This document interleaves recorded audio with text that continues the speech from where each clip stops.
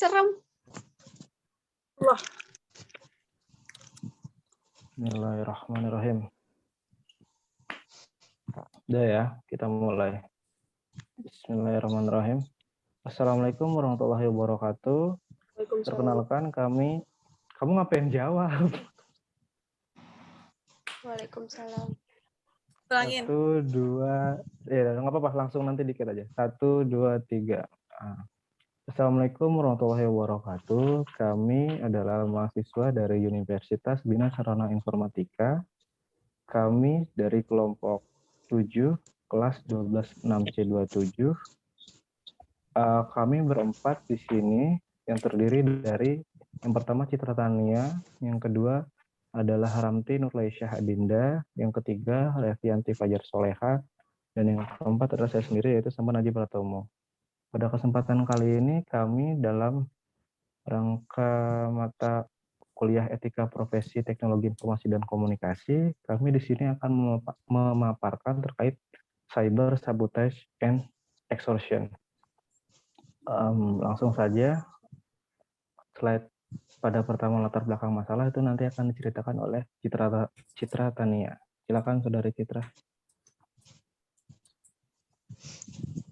Ya, terima kasih. Yang pertama, kita akan coba sampaikan latar belakang masalah untuk cybercrime, cyber sabotage and extortion ini.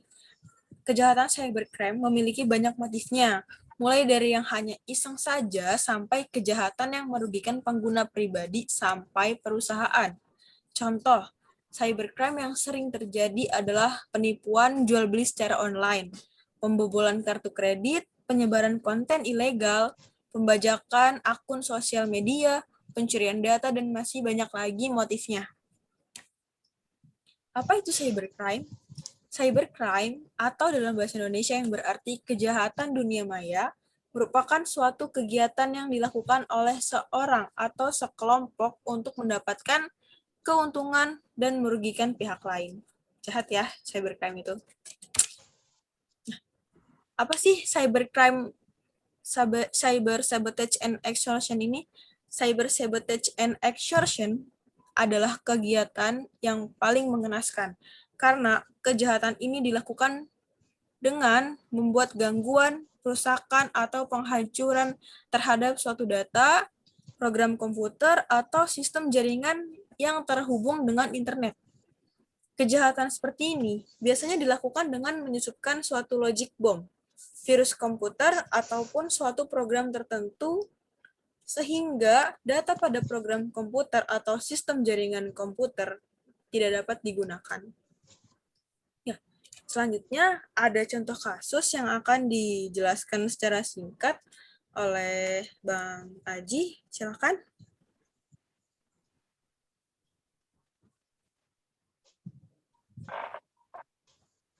Oke, terima kasih Citra.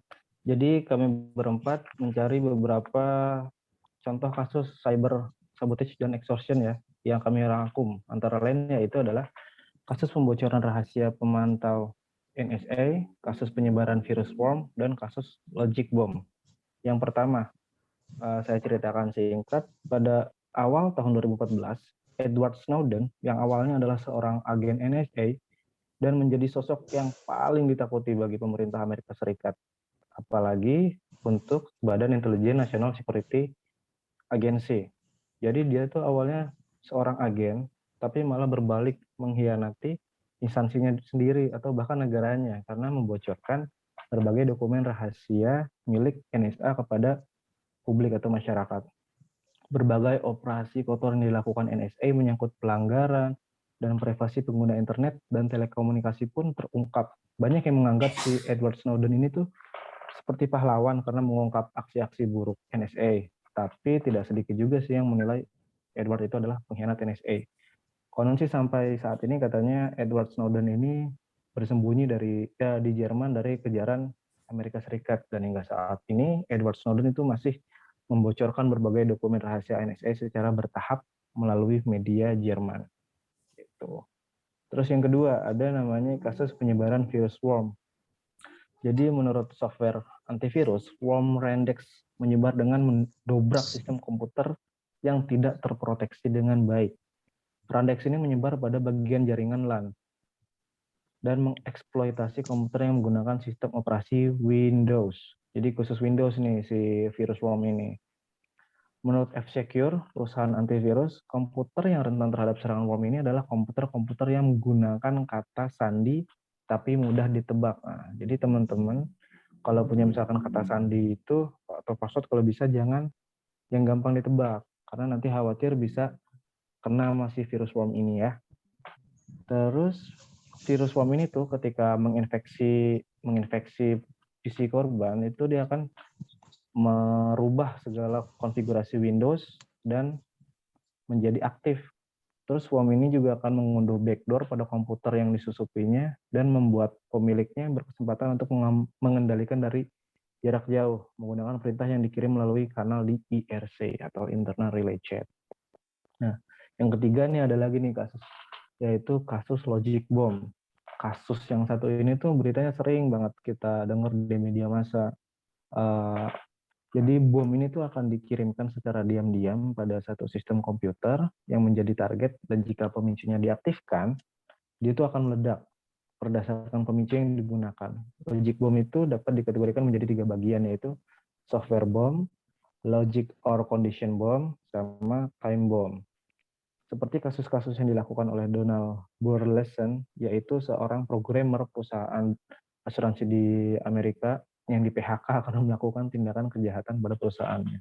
Dan setelah 2 hari kemudian, logic bomb bekerja secara otomatis dan mengakibatkan kira-kira 160.000 catatan penting di komputer perusahaan terhapus. Nah, jadi itu tuh logic bomb tuh.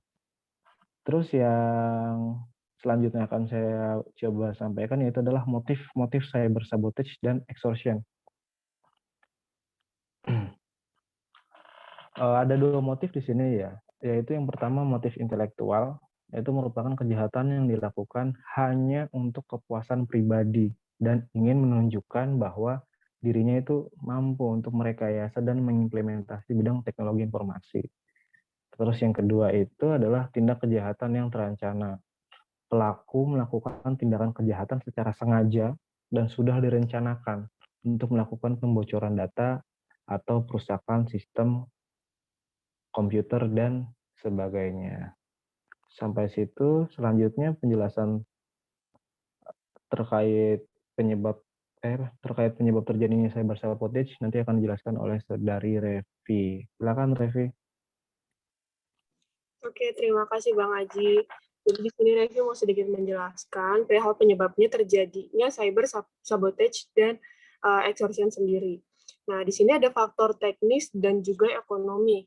Kemudian kalau untuk faktor teknis sendiri, itu dengan adanya teknologi internet yang semakin berkembang dan saling terhubungnya antara jaringan yang satu dengan jaringan yang lain, yang memudahkan pelaku kejahatan untuk melakukan aksinya dan tidak meratanya untuk penyebaran teknologi menjadikan pihak yang satu lebih kuat daripada pihak yang lain.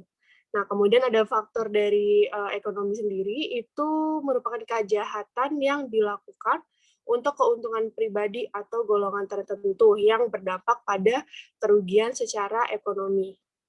Nah, kemudian ada juga cara penanggulangannya. Untuk ini, yang pertama bisa menggunakan pengamanan sistem, kemudian meningkatkan kesadaran masyarakat mengenai bahaya cybercrime, dan juga meningkatkan pemahaman serta keahlian aparat hukum mengenai upaya tersebut. Seperti itu. Nah, selanjutnya juga akan ada kesimpulan yang dijelaskan oleh Dinda. Silakan. Terima kasih. Ya, terima kasih Revi. Di sini kita bisa menarik kesimpulan bahwa cyber sabotage dan extortion adalah kejahatan yang paling mengenaskan. Kejahatan ini dilakukan dengan membuat gangguan, perusakan, atau penghancuran terhadap suatu data, program komputer, atau sistem jaringan komputer yang terhubung dengan internet. Berdasarkan informasi yang kami telusuri di internet, khususnya cyber sabotage sendiri paling banyak terjadi di luar negeri. Jadi kita bisa saran yang tepat untuk masalah cyber sabotage dan extortion ini sebagai pengguna internet harus lebih hati-hati ketika menggunakannya. Ada baiknya jika di Indonesia juga lebih peduli untuk mencegah terjadinya kejahatan dunia maya. Salah satunya dengan cara melakukan pengingatan sistem keamanan, meningkatkan kesadaran warga negara mengenai bahaya cyber sabotage dan pentingnya pencegahan kejahatan tersebut. Jadi seperti itu. Balik lagi, dikembalikan kepada Bang Aji. Silakan.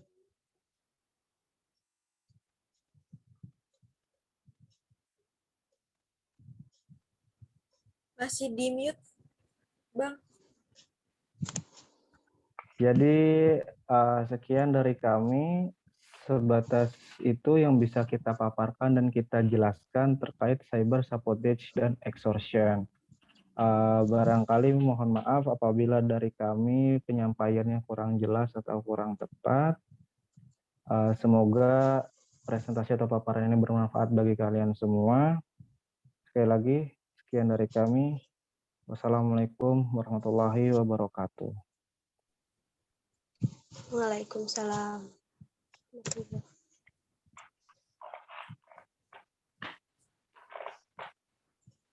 Stop. Oke. Udah cukup.